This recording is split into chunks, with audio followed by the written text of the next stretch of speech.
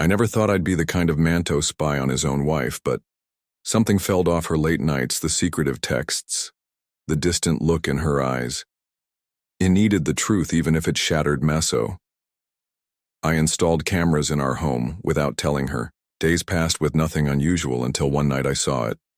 The betrayal I feared unfolding right in front of me, and from that moment on, nothing was ever the same. We met in college, one of those whirlwind romances that felt like it was written in the stars. She was smart, beautiful with a loft that could light up any room. I fell hard and she fell just as fast, or at least I thought she did. We got married a few years later, built a life together, a home filled with memories, laughter, and promises of forever. At first, everything was perfect. We'd stay up late talking about our dreams, planning vacations, and picturing our future.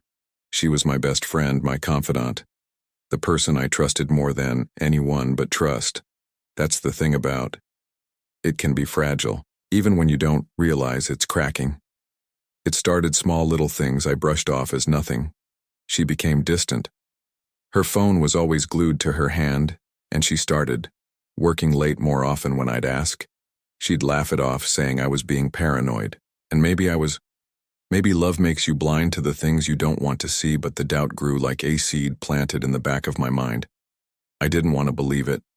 I didn't want to be that guy, the one who doesn't trust his own wife, but something felt wrong, the kind of wrong you can't explain, only feel. And that's when I did it. I bought the cameras. It felt wrong, sneaky, like I was the one betraying her, but my gut wouldn't let it go, so I set them up small, hidden in places she'd never notice. I told myself it was just to ease my mind, to prove that I was overthinking, but deep down I think I already knew the truth. I just wasn't ready to face it. For the first few days, nothing happened.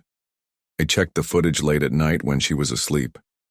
Heart pounding in my chest for reasons I couldn't explain. She'd come home from work, make dinner, watch TV, just the same routine. It almost made me feel guilty, like I'd invaded her privacy for no reason. Maybe I was overthinking. Maybe I was the problem. But then it happened. It was a Thursday, I remember, because I was supposed to meet a friend for drinks, but something told me to stay home. She left the house claiming she had to work late again. I waited until the house was empty, my heart racing as I opened the live feed. The house was quiet, empty, just walls, furniture, shadows. I almost turned it off until the front door opened. She walked in, but she wasn't alone. A man followed, someone I'd never seen before.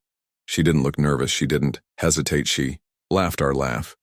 The one I thought was just for me. They moved through the house like they belonged there, like it was their space, their secret world. I watched frozen as they sat on the couch, their touches too familiar, too intimate, the kind of touch that used to be mine. I could breathe, my hand trembled, my chest tightened, but I couldn't look away. It was like watching my life unravel in real time. Every kiss, every whisper, every betrayal played out on that tiny screen. The woman I loved, trusted, built a life with, was a stranger. And the worst part, she didn't even look.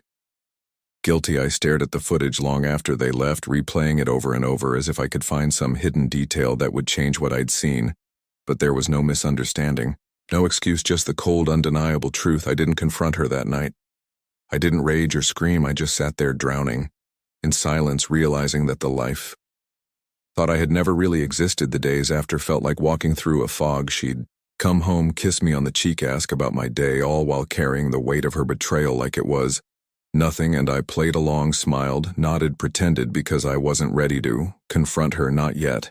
Every glance felt like a lie, every touch felt foreign. I'd watch her from across the room, wondering how long she'd been living this double life. Was it just this guy were there? Others had everything we built. Been nothing more than an illusion. The woman I loved was gone, replaced by a stranger who wore her face. But here's the thing about betrayal, it doesn't just break your heart. It shatters your sense of reality. I'd lie awake at night staring at the ceiling, her breathing soft beside me, wondering how I missed the signs. Was I blind, naive? Or did I just believe so deeply in us that I refused to see the cracks? I became a ghost in my own home, moving through the motions, pretending to be the husband she thought I was, while inside I was drowning. I'd rewatch the footage not to punish myself, but because part of me couldn't believe it was real. That she was real. She'd laugh at my jokes, plan future vacations, talk about kids, like she wasn't already tearing our family apart. The duality of it all was suffocating. I wasn't living anymore. I was surviving. And then came the breaking point. I came home early one day. She was on the phone, her voice soft. The way it used to be with me, she didn't hear me. Come in, didn't see me standing there listening to her giggle whisper. Sweet, nothings to someone else. That was the moment I realized I wasn't angry anymore. I was done. Done pretending, done hurting, done loving. Someone who never really loved me back. It was a quiet evening like any other. She was in the kitchen, humming softly, making dinner, acting like everything was normal, but nothing was normal anymore. Not for me. The mask I'd been wearing for weeks was heavy, suffocating, and that night I decided to take it off. I walked into the room calm too. Calm, my heart wasn't racing anymore. The anger, the heartbreak, the confusion, it was all gone, replaced by something. Colder clarity. She looked up, smiling here, eyes filled with the same warmth I'd fallen in love with years ago, but it didn't reach me, not anymore. We need to talk, I said, my voice steady, emotionless. Her smile faded, replaced by a flicker of concern. What's wrong? I didn't hesitate. I know. She froze. No. What? She asked, trying to play dumb, her voice shaking just slightly. I pulled out my phone, opened the footage, and hit play. The screen showed her with him, laughing, touching, betraying. Her face drained of color as she watched herself unravel the life we'd built. She didn't speak for a long time, just stared, mouth slightly open, like she couldn't process what was happening. Then the excuses started. It's not what it looks like, she whispered, her voice trembling, aloft, a cold, hollow sound. It's exactly what it looks like. She broke, down, falling to her knees, sobbing. Uncontrollably, she grabbed my hand, tears streaming down her face. I'm sorry, I made a mistake. Please, let's fix this. I love you. But her words meant nothing. They were empty, like the promises she'd made while hiding lies behind her smile. I looked down at her, not with love, not with hate, but with indifference. You're not sorry you did it. You're sorry you got caught. She sobbed harder, begging, pleading, but I was already gone. Emotionally, mentally, the man she married, the man she betrayed, didn't exist anymore. I gently pulled my hand away, stood up, and said the last word she'd ever hear from me, goodbyes. As I walked away from her, her sobs echoing in the empty room, I didn't feel the pain. I thought I would. No heartbreak, no anger, just silence, a silence that felt like peace for the first time in a long time. I packed my things that night. No dramatic farewell, no long-winded speech, just a bag of essentials and the weight of lessons learned. She followed me to the door, still begging, still crying, her words of blur in the background. But I didn't look back, not even once, because here's the truth: when someone betrays you, it's not just their relationship that dies, it's the version of yourself that believed in them, trusted them, loved them without question. That version of me was gone. I moved into a small apartment, started over. It wasn't easy. Some nights the memories crept in, uninvited, but with every passing day the pain faded, replaced by something stronger, clarity.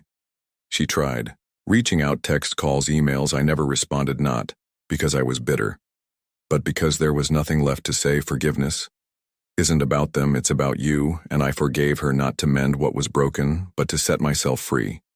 She lost me the moment she decided I wasn't enough, and I found myself the moment I realized I was always more than enough. As I closed that door behind me for the last time, I realized something powerful. Sometimes the closure you're searching for doesn't come from an apology or even an explanation.